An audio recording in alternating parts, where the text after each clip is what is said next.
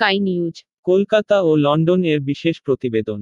সহযোগিতায় World of News WON media corporation. London এ morning walk এ জগিং করলেন পশ্চিমবঙ্গের মুখ্যমন্ত্রী মমতা বন্দ্যোপাধ্যায়। তার আগে দেখে নেব কলকাতার খবরে। সকলের প্রিয় ভি বালসারা মহাশয়। প্রয়াণের 20 বছর পরেও ভি বালসারা সবার প্রিয়। প্রবাদ প্রতিম সুরস্রষ্টা ভি বালসারার স্মরণ অনুষ্ঠানে কলকাতার নবীন ও প্রবীণ সঙ্গীত শিল্পী, সাহিত্যিক, সাংবাদিকগণের অংশগ্রহণ আরও একবার প্রমাণ করল, চলে যাওয়ার 20 সাল বাদ ভি বালসারা চিরন্তন, চিরনতুন। কলকাতার নলিনী গুহ অডিটোরিয়ামে সকলকে নিয়ে ক্যালকাটা ইউনাইটেড কালচারাল সোসাইটি ও ভি বালসারা মেমোরিয়াল এর অন্যতম প্রাণপুরুষ মহেশ গুপ্তাজি, যিনি ভি বালসারা জীবিত অবস্থাতেই জন্মদিন পালন করতেন, ভি বালসারার বাড়িতে গিয়ে শুভেচ্ছা জানিয়ে আসতেন। জন্মদিন পালনের পাশাপাশি মহেশ গুপ্তাজি প্রতিবছর ভি বালসারা স্মরণ অনুষ্ঠান আয়োজন করেন। এই অনুষ্ঠানে উপস্থিত ছিলেন কল্যাণ সেন বরাট সহ বিশিষ্ট সঙ্গীতশিল্পীরা। আমরা শুনব তাদের স্মৃতিচারণ। স্টেটসম্যান পত্রিকার প্রথিতযশা সাংবাদিক বিশ্বজিৎ মতিলাল, বেঙ্গল টুডে এর বিশিষ্ট সাংবাদিক অভিজিৎ দাশগুপ্ত সহ সকলেই তাদের ব্যক্তিগত পরিসরে দেখা ভি বালসারার স্মৃতিচারণ করেন। আমরা জানব তাদের কথায়। অজানা ভি বালসারাকে মূল্যবান বক্তব্যগুলোকে এক কথায় বোধ হয় আজকের যুগে অমূল্য রতন বলা যায়। চিরঞ্জীব চট্টোপাধ্যায়, খবর কলকাতা। Sky News India.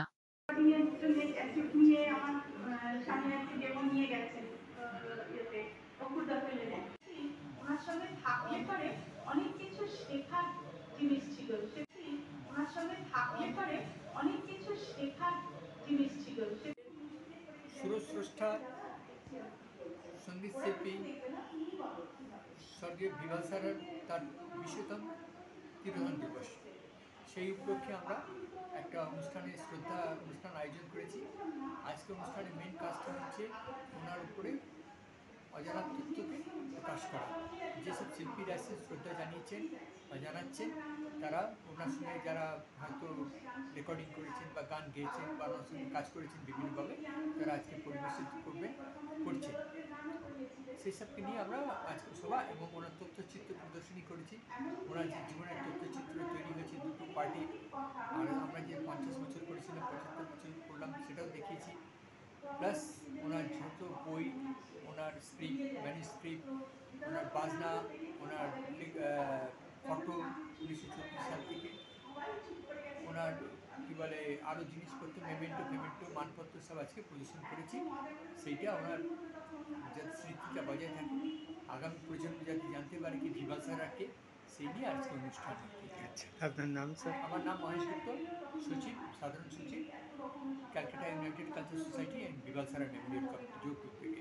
আমরা প্রত্যেক বছর মারা যাওয়ার পর থেকে মৃত্যুবার্ষিকী এবং আগেও জন্মদিন করেছি বেঁচে থাকতে, আর মারা যাওয়ার পরও জন্মদিন অনুষ্ঠান আমরা প্রত্যেক বছর করছি, অ্যাওয়ার্ড দিচ্ছি প্রত্যেককে, এবং ওনার বিভিন্ন গান পরিবেশন করার ব্যবস্থা করে অনুষ্ঠান করছি।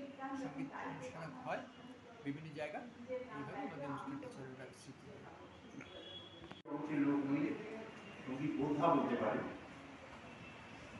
আমার যেটা বলা সেটা হলো, বালসারাজি সম্বন্ধে কিছু বলতে গেলে আমার সুনীল গঙ্গোপাধ্যায়ের লেখা একটি উপন্যাস, সেটি মনে পড়ে। উপন্যাসটির নাম সংসারে এক সন্ন্যাসী। বালসারাজি সত্যিই ছিলেন সংসারে এক সন্ন্যাসী, এবং ওনার সঙ্গে আমার পরিচয়টা খালি পারিবারিক সূত্রে। আমি স্টেটসম্যান সংবাদপত্রে সাংবাদিকতা করেছি। আমার 3 দশকের সাংবাদিকতার অভিজ্ঞতায় অনেকের সঙ্গে পরিচয় হয়েছে। তার মধ্যে যে মানুষটিকে বা যাদেরকে বুঝতে পারিনি বা পারব না, তাদের মধ্যে একজন বালসারা। একবার আমি বালসারাজি হিল সিনেমার কাছে অপু দপ্তরের এজেন্সি যোগ, আমি কোনো কাজে সকালবেলা গেছিলাম।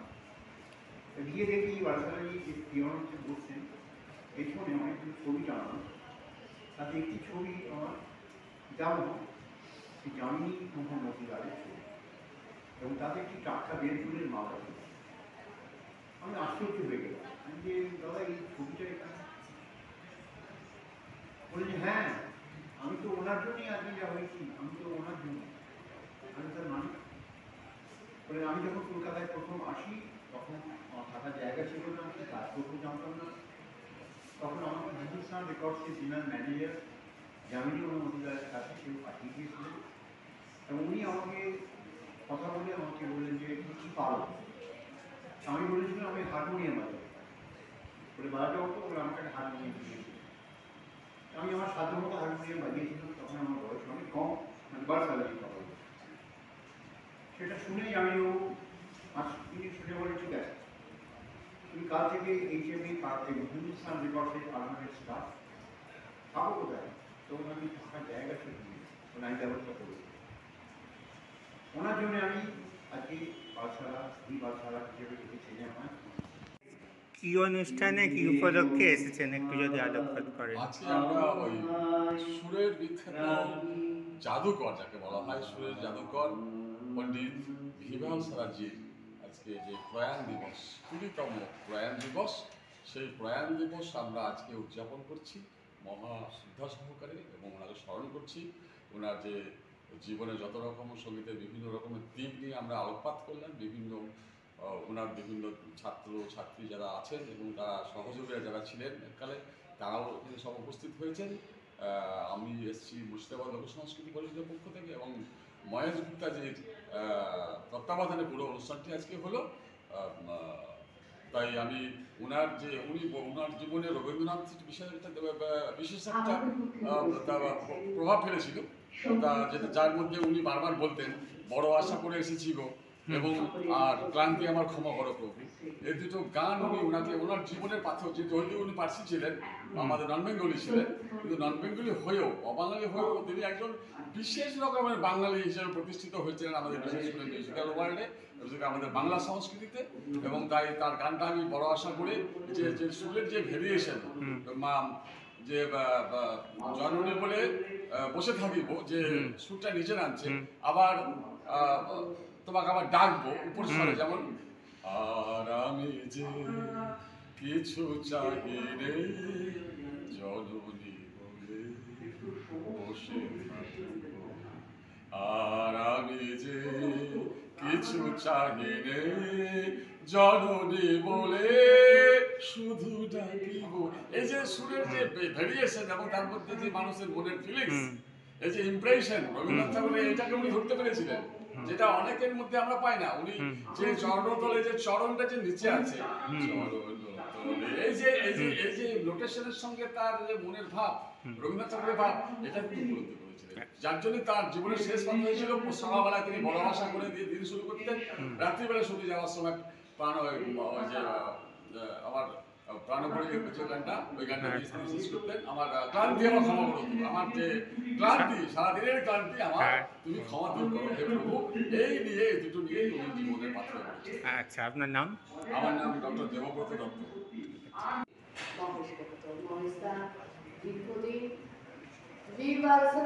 হৃদয় ধারণ করেন এবং আমি জানি মানে মহেশদাকে দেখলেই অনেক রেগে এক্ষুনি আরম্ভ করুন বিবাসের কথা। প্রত্যেক মানুষ মানে আমার তার তারা আছে, আমি জানি না যখন ঘুমিয়ে থাকে মহেশদা, আমার মনে হয় স্বপ্নেও সেই বিবাসের দাদাকে নিয়ে আমি এতক্ষণ ধরে যা বললাম মঞ্চে, সেগুলোই আবার ঘুরে ফিরে আসে আমার কাছে। তবে কিছু কিছু জিনিস আমার খুব মনে হয়, সেটা হচ্ছে যে দাদার এই মানে অমায়িকতা, কখনো টাকা পয়সা নিয়ে আমার সঙ্গে এতগুলো কাজ হয়েছে। আমি ধরুন 2001 সাল থেকে আমরা 2005 সাল পর্যন্ত আমি দাদার সঙ্গে, হ্যাঁ, তো এই এতগুলো রেকর্ডিং আমার হয়েছে, এত গান হয়েছে। দাদাকে পারিশ্রমিকের কথা যখন বলতাম, তুমি আমাকে জিজ্ঞেস করছো মা তুমি যা দেবে সেটাই। তো এত বড় একজন মানুষের কাছে এই জিনিস সত্যি মানে আমি কল্পনাও করতে পারি না। অন্তত এখন তো আর এরকম মানুষ দেখতেই পাই না, তিনি ঈশ্বরতুল্য মানুষ, সেটা তো একটা কথা। দ্বিতীয়ত আপনাকে মা বলতেন? হ্যাঁ, এসো মা, সবসময় তো এটাই বলতেন। সব থেকে আরেকটা জিনিস হচ্ছে সময়ের বিয়েটা দাদার কাছ থেকে শেখা। দাদা বলতেন কোথাও যদি যাবে তাহলে সময়টা যেটা তুমি ঠিক করবে সেই সময়তেই তুমি ঢুকবে, মানে যা সময় নির্ধারিত থাকবে। তো রেকর্ডিংয়ের সময়তেও দাদাকে থেকে দাদা লাস্ট রেকর্ডিং আমার যখন হচ্ছে, যে কথাটা যে গানটা আপনাদের সামনে আমি পরিবেশন করলাম, বৃন্দাবনে কানু যখন গোধন চড়াতো, তো ওই গানটি যখন রেকর্ডিং হচ্ছে তখন দাদা আমরা পৌঁছেছি পঞ্চম স্টুডিওতে, হচ্ছে রাজীবদার স্টুডিওতে। তো আমি পৌঁছেছি 10টায়, দাদা 9:45টায় এসে সোফাতে শুয়ে আছেন। তখন ঘড়িটাও দাদার হাতে মানে হতো না, রুমাল দিয়ে তারপরে ঘড়িটা পরানো থাকতো, মানে এতটাই রোগা হয়ে গেছে। এতটাই অসুস্থ ছিলেন। তো আমি বললাম আপনি এখন এত তাড়াতাড়ি কেন এসেছেন, রেকর্ডিং শুরু হবে তারপরে? আমি তো আগেই আসি সব সময়, তোমার আগে দৌড়ে চলে আসছি, কেন এসেছেন? তো কিন্তু রেকর্ডিং আমার হলো, তারপরেই দাদা ওখান দিয়ে গেলেন। তখন দাদা ভীষণ টাইমে খাওয়া, টাইমে, কারণ অনেকটাই অসুস্থ হয়ে গেছিলেন।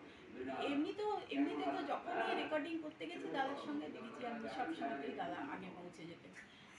একজন মিউজিশিয়ানের কথা বলি, যেটা বলতে খুব খারাপ লাগছে আমার, তবুও বলছি যে উনি এসেছিলেন বেশ রেকর্ডিংয়ের অনেকটা পরে, মানে ধরুন 10টা থেকে শুরু হওয়ার কথা, 10:30টায় শুরু হয়েছিল, উনি 11:30টায় এসেছেন।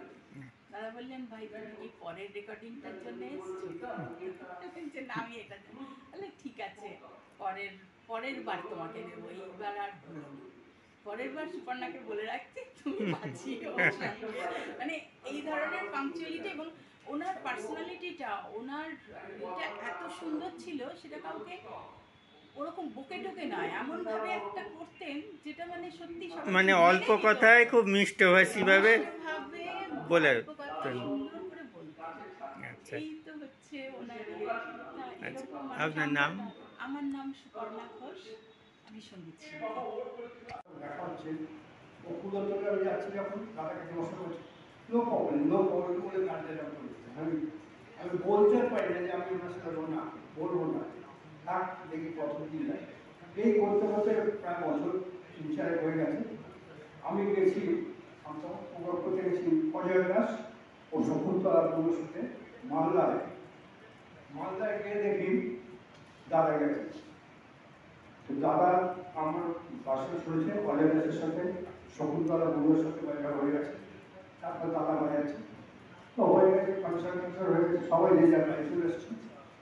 2 দিন বাদে দেখি দাদা একটা দাদার সাথে কাজ করছে,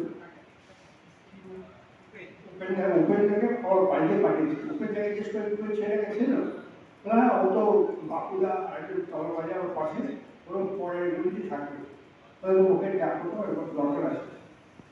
তবে পরের দিন গিয়েছি, যে আমাকে বলছে তুমি ওপেনের কাছে যাও। ওপেন থেকে বলে ওপেন আমাকে কতগুলো আওয়াজ দিল, দেখি KM530 RS 430। আমি চালাই কি সব ওপেন বলে, ওপেন যখন বললো 5:50, 5:30 মানে 5:30 কলাম দিয়ে ঢোকা আছে। যে আপনার পানো শুরু না কিছু না, এভাবে কি করে বাজাবো? বললাম তোমাকে কিছু তো দরকার, স্টেজে বাজিয়ে যা বাজাবার পর মনে যেটা আসবে সেটা বাজাবে।